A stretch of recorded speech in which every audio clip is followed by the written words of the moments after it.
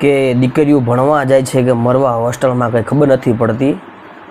આણંદ જિલ્લાની DN campus Kasturba hostel green એ campus છે, તેની અંદર 15 મહિનામાં અંદર 2 દીકરીઓની આત્મહત્યા કરી એવું દર્શાવવામાં આવે છે। પણ એમ શંકા છે કે આની પાછળ મોટું કૌભાંડ છે। તો દરેક સમાજને વિનંતી કહીશ કે આમાં સપોર્ટ કરે। આજ અમારા સમાજની દીકરી છે, કાલ કોઈ પણ સમાજ 18 વર્ષની દીકરી હોઈ શકે।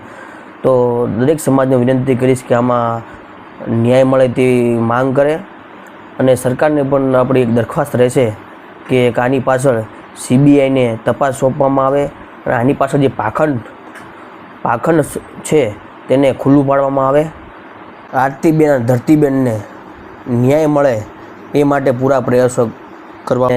હવે પછી આવું કોઈ સાથે ના થાય તેનું સરકાર ધ્યાન રાખે અને 18 વર્ષની વિનંતી છે કે આમાં સપોર્ટ અને સહકાર આપે।